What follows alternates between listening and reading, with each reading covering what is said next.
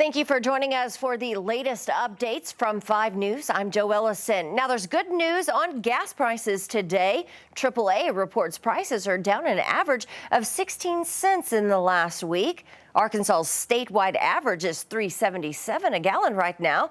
Now, can you believe this? We were actually paying $4.39 a month ago. The national average also continues to fall, now at $4.21 a gallon. But AAA cites new data showing demand rising, which says it could renew price pressure at the pump. And the Walton family is making a more than $400,000 grant to the University of Arkansas to support smart mobility development. According to our content partner, Talk Business and Politics, the U of A's targeted smart mobility innovation areas will include next-generation vehicles, unmanned aerial mobility, and artificial intelligence. The $412,000 is meant to support the vision of becoming the preeminent university in smart mobility. The funding will span 8 months and support pilot research studies, industry and peer benchmarking, content marketing, and so much more. Now, before we get to other news, let's check in with meteorologist Zach Scott. Now, Zach, finally a few days of a bit of rain and some cooler temperatures. Yeah, that's right, Joe. And we needed a break not only from the heat, we needed a break from this dry pattern that had really built up for about 2.5 months here. So some much needed rainfall just in time to close out what had been a very hot and dry July. Now heading into August, this active stretch still continuing a little longer. We're squeezing out a few more isolated showers for your Monday. Rain chances best for pretty much our southern 2/3 of 5 News country, but mostly the River Valley southward. Lesser rain as you push off towards the north and northeast. Our northern zone's even going to see more sunshine today. Will allow for you to be a little bit warmer up there. But we're tracking isolated showers through the first half of the afternoon. By late afternoon Monday into the evening hours, we're wrapping up our rain from north to south and clearing out those skies. So it should be a quiet evening for us overall with clearing skies and drier conditions. Again, we are tracking those temperatures today. Again, more sunshine north, a little drier. Should see more of those lower 90s, some upper 80s mixed in.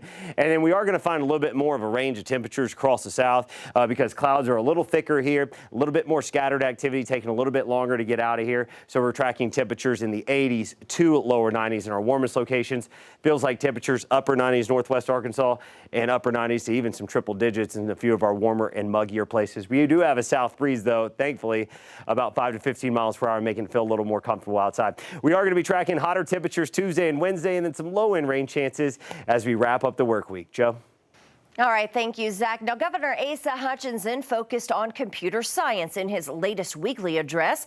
As the former chair of the National Governors Association, he believes computer science education is an essential skill for students to have as technology grows in the country. 5 News reporter Jose Carranza tells us how computer science education is even more important as a new law is headed to the White House.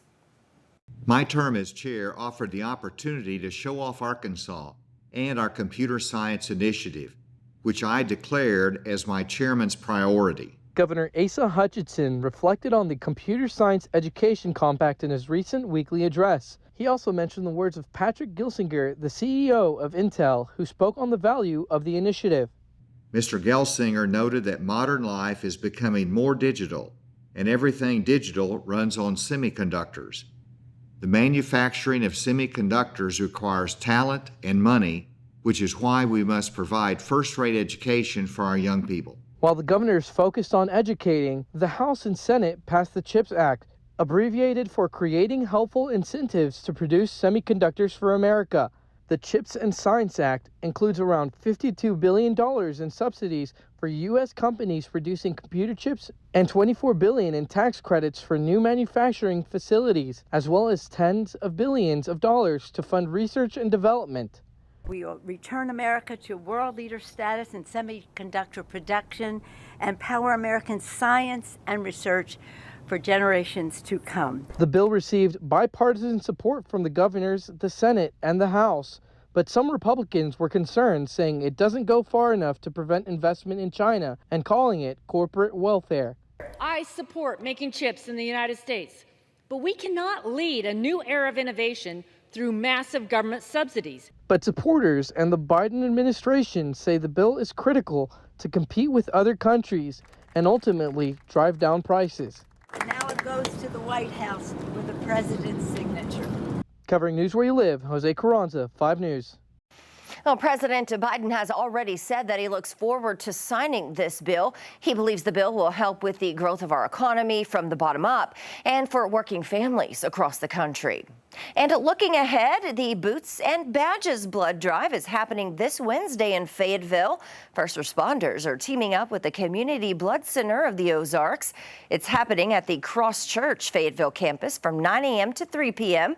Lunch will be provided for blood donors from 11 to 1. Everyone who donates will get a free T-shirt and 2 free tickets to the Dickerson Park Zoo in Springfield, Missouri. And the 123rd annual Tontitown Grape Festival is set to kick off this Tuesday. Opening night will feature carnival armbands, the Grape Stomp, and live entertainment. The big draw, the spaghetti dinners. They'll be served Thursday through Saturday, starting at 4:30. Now, those dinners cost $12 for adults and $6 for kids. Armbands cost $25 Tuesday through Thursday, and then they'll be $30 on Friday and Saturday. All right, switching gears here just a bit. A Cave Springs doctor facing sexual assault charges is set to appear before the state medical board in Little Rock this week. Dr. Adam Moss pleaded not guilty to those charges in Benton and Washington counties courts. According to this Thursday's meeting agenda, the board has requested he make an appearance for an update. Court records also show the board has expressed severe disapproval of Moss for failing to have a chaperone present and for failing to document breast exams. Well, back in February, a woman told police Dr. Moss touched her inappropriately during an exam. Investigators say they have received at least 10 other complaints from women who have reported similar experiences. And we're learning more about a Johnson County deputy shot in the Knoxville area. This happened off Jenkins Ferry Road on Saturday afternoon. Deputies say they were there trying to serve a warrant when the suspect allegedly barricaded herself in a trailer and began shooting. The deputy was shot in the lower abdomen. Now, their name has not been released at this time, but they were transferred to a hospital in Fort Smith with injuries. Arkansas State Police are describing them as non-life threatening. Now, the suspect was taken into custody with the help of Ozark Police and the Crawford County SWAT team. She is being charged with attempted capital murder.